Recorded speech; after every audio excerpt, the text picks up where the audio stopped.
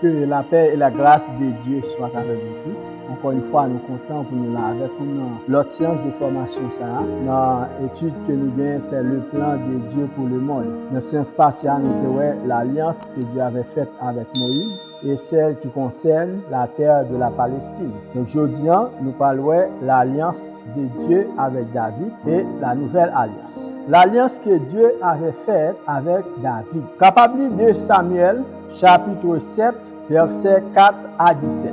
Voyons le détail de cette alliance. L'alliance que Dieu avait faite avec David ajoute un autre aspect à celle que Dieu avait faite avec Abraham. Lorsque nous te lisons dans Genèse 12, verset 2, nous trouvons que Dieu te promet avec Abraham que la fait non devenir grand. Même promesse ça qu'il te fait avec Abraham, il veut renouveler avec David. Et nous sommes capables de ça dans 2 Samuel, chapitre 7, n'appli le verset 9.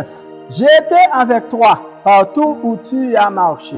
J'ai exterminé tous tes ennemis devant toi. Et j'ai rendu ton nom grand comme le nom des grands qui sont sur la terre. Et en plus que Dieu avait promis à Abraham qu'il y a des rois sur la terre qui sortiront de son sein. Et nous sommes capables de prouver ça dans Genèse 17, n'appli pour verset 6. Je te rendrai fécond à l'extrême. Je ferai de toi des nations et des rois sortiront de toi. Donc Dieu avait promis à Abraham, non simplement la fait non devenir grand, mais grand pile l'autre roi sur la terre qui pourra sortir de lui-même. L'alliance que Dieu avait faite avec David enseignait nous que c'est par la famille de David que Dieu accomplira sa promesse. Et nous sommes capables d'avancer pour nous dire cette alliance renfermait 3 éléments. Lorsque nous sommes capables de pour dans 2 Samuel 7, le verset 16. Ta maison et ton règne seront pour toujours assurés. Ton trône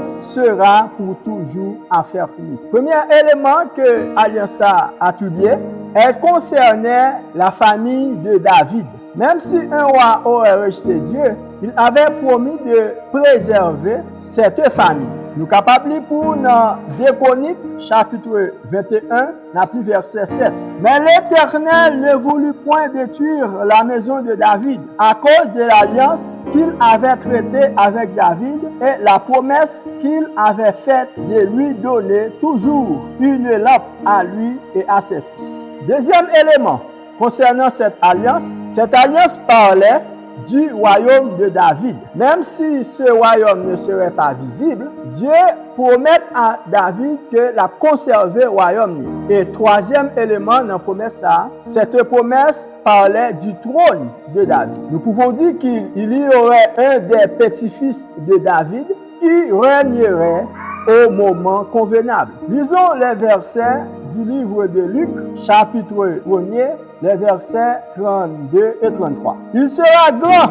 et sera appelé fils du Très-Haut, et le Seigneur Dieu lui donnera le trône de David, son père. Il régnera sur la maison de Jacob éternellement, et son règne n'aura point de fin. Donc vous voyez que Dieu avait déjà promis à David que la première sur le trône de David. Donc nous pouvons dire que Dieu a accompli en partie l'alliance avec David et ses descendants. Le roi d'Israël avait la responsabilité d'obéir à l'alliance que Dieu avait conclue avec Moïse afin de jouir les bénédictions de Dieu au pays de Canaan. Sinon, bon Dieu a châtié. Et je te dis, puisque Dieu dit pays Canaan, c'est pour lui, le royaume et le roi sont aussi à lui. Si le roi avait obéi à l'alliance de Dieu avec Moïse, il servait d'exemple pour le peuple et les autres nations. C'est tout ça qui permettre au peuple en jouir de bénédictions qu'a coulé de promesses que Dieu te fait avec Abraham aussi. Mais lorsqu'on lit dans les livres 1 roi, 2 rois, 1 chronique et 2 chroniques, ces livres décrivent la faille du roi et la nation d'Israël. Mais malgré ça, ça ne pas permettre que bon Dieu oublie la promesse qu'il te fait avec David. Maintenant, on nous regarde l'importance de ça dans l'étude eschatologique, ou bien pour nous capables de mieux comprendre le plan de Dieu pour le monde. L'alliance que Dieu avait faite avec David a beaucoup d'importance afin de nous permettre de mieux comprendre le plan de Dieu pour le monde. Et nous pouvons dire que Jésus accomplira l'autre partie des promesses pendant le règne millénaire. M'appelez pour dans le livre Jérémie, chapitre 33, versets 14 à 16. Voici les jours viennent, dit l'Éternel, où j'accomplirai la bonne parole que je dis sur la maison d'Israël et sur la maison de Juda. En ces jours et en ce temps-là, je ferai éclore à David un germe de justice. Il pratiquera la justice et l'équité dans le pays. En ces jours-là, Juda sera sauvé. Jérusalem aura la sécurité dans sa demeure. Et voici comment on l'appellera l'Éternel, notre justice. Nous avons dit tout à l'heure, cette alliance renferme 3 éléments, à savoir la famille, le royaume et le trône qui ont rapport avec Christ. Maintenant, la question est la suivante. Quand et comment Dieu accomplira les détails de cette alliance? Pour répondre à la question, quand est-ce que Jésus accomplira ses promesses, nous répondons que cela aura lieu à la fin de sa deuxième venue. Matthieu chapitre 24, versets 29 à 31. Aussitôt, après ces jours de détresse, le soleil s'obscurcira, la lune ne donnera plus sa lumière, les étoiles tomberont du ciel, les puissances des cieux seront ébranlées. Alors, le signe du Fils de l'homme paraîtra dans le ciel. Toutes les tribus de la terre se lamenteront et elles verront le Fils de l'homme venant sur les nuées du ciel avec puissance et une grande gloire. Il enverra ses anges avec la trompette retentissante et ils rassembleront ses élus des 4 vents d'une extrémité des lieux à l'autre. Jésus accomplira ses promesses à la fin de sa deuxième vie. Après la période de la tribulation, Jésus reviendra pour établir son royaume sur la terre. Les saints n'apportent dans le règne de 1000 ans. La plus parole nous joignent dans Apocalypse, chapitre 20, verset 4. Et je vis des trônes, et à ceux qui s'y assirent fut donné le pouvoir de juger. Et je vis les âmes de ceux qui avaient été décapités, à ceux du témoignage de Jésus et à cause de la parole de Dieu, et de ceux qui n'avaient pas adoré la bête ni son image, et qui n'avaient pas reçu la marque sur leur front et sur leurs mains. Ils revinrent à la vie et ils régnèrent avec Christ pendant 1000 ans. Donc on est clair, Dieu accomplira ses promesses à la deuxième venue de Jésus-Christ, où Jésus-Christ va régner pendant 1000 ans. Cela se ferait comme tous les autres royaumes terrestres sur la terre. N'applique pour Jérémie 33, versets 15 et 16. En ces jours et ce temps-là, je ferai éclore à David un germe de justice. Il pratiquera la justice et l'équité dans le pays. En ces jours-là, Juda sera sauvé. Jérusalem aura la sécurité dans sa demeure. Et voici comment on l'appellera l'Éternel, notre justice. Donc, vous voyez que Dieu allait établir son royaume dans le règne de 1000 ans par le biais de Jésus-Christ, comme tout autre royaume terrestre, mais Christ régnera comme étant le roi suprême. Donc c'est ça que nous voyons pour l'alliance que Dieu avait fait avec David. Donc sans plus tarder, nous parlons la nouvelle alliance. Pour la nouvelle alliance, vous pouvez lire dans le livre de Jérémie, chapitre 31, les versets 31 à 34. Voyons le détail de cette alliance. Cette nouvelle alliance élargie, le troisième élément de celle de Dieu avec Abraham, à savoir la bénédiction universelle. À cause de sa désobéissance, Dieu a promis une nouvelle alliance. Dans le livre de Jérémie 31, versets 31 et 32, la parole de Dieu nous dit: Voici les jours viennent, dit l'Éternel, où je ferai avec la maison d'Israël et la maison de Juda une alliance nouvelle. Non comme l'alliance que j'ai traitée avec leur père, le jour où je les saisis par la main pour les faire sortir du pays d'Égypte. Alliance qu'ils ont violée,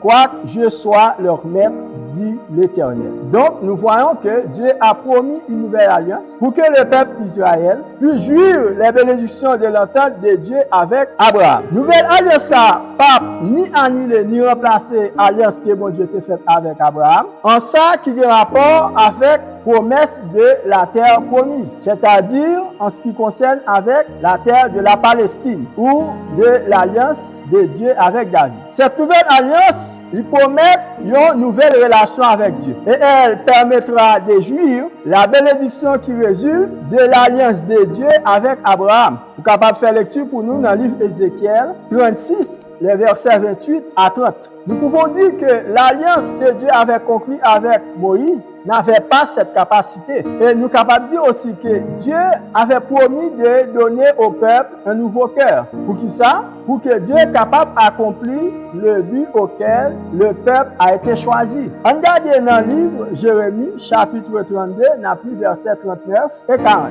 Je leur donnerai un même cœur et une même voix, afin qu'ils me craignent toujours pour leur bonheur et celui de leurs enfants après eux. Je traiterai avec eux une alliance éternelle. Je ne me détournerai plus d'eux. Je leur ferai du bien et je mettrai ma crainte dans leur cœur afin qu'ils ne s'éloignent pas de moi. Nous pouvons dire que cette nouvelle alliance avait promis trois choses. Premièrement, un changement de cœur. Deuxièmement, le pardon du péché. Et troisièmement, une connaissance personnelle de Dieu. Dieu fera cela en leur accordant le Saint-Esprit. On nous lit le passage de Jean Ézéchiel 36, le verset 27. Je mettrai mon esprit en vous et je ferai en sorte que vous suiviez mes ordonnances et que vous observiez et pratiquiez mes lois. Donc cette alliance est inconditionnelle, elle dépend de la fidélité de Dieu. Rappelez-vous dans Ézéchiel 36, verset 36. Et les nations qui resteront autour de vous sauront que moi, l'Éternel, je rebâtis ceux qui étaient abattus et planter ceux qui étaient dévastés. Moi, l'Éternel, j'ai parlé et j'ai agi. Même si cette alliance concerne Israël, le Nouveau Testament nous enseigne que l'Église entre dans cette provision. Donc, il est clair que lorsque nous lisons dans Galates, chapitre 3, verset 26, il apprend nous que nous, les croyants, nous sommes en Christ. N'appelez-vous le texte Galates, chapitre 3, verset 26. Car vous êtes tous fils de Dieu par la foi en Jésus-Christ. Et nous sommes capables de lire verset 27.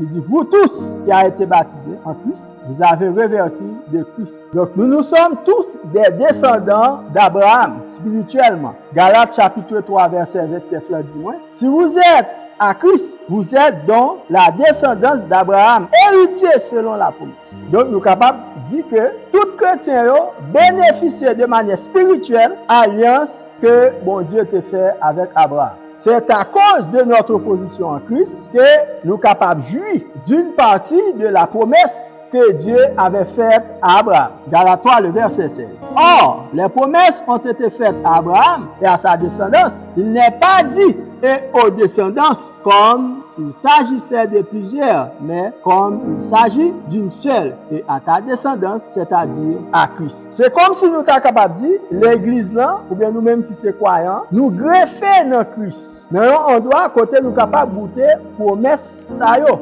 Mais pour nous jouer promesse ça, c'est par le biais de Jésus-Christ. C'est notre positionnement en Christ. Parce que c'est Christ qui a établi la nouvelle alliance. Et nous sommes capables de dire aussi, à chaque fois qu'on a participé dans la Sainte Seine, c'est preuve qui fait que nous faisons partie de cette alliance de manière spirituelle par notre positionnement en Christ. Nous sommes capables de dire, les membres du corps de Christ, premièrement, sont nés de nouveau. Deuxièmement, ils ont le pardon de leurs offenses. Et troisièmement, ils ont la présence du Saint-Esprit en eux. Et nous qui sommes en Christ, nous avons une nouvelle créature en Christ. C'est pourquoi dans 2 Corinthiens 5, 17, il nous dit que si quelqu'un est en Christ, il est une nouvelle créature. Les choses anciennes sont passées. Voici donc toutes choses sont devenues nouvelles. Voyons l'importance de cette alliance pour une étude eschatologique ou bien pour mieux comprendre le plan de Dieu pour le monde. Nous avons dit que Dieu accomplira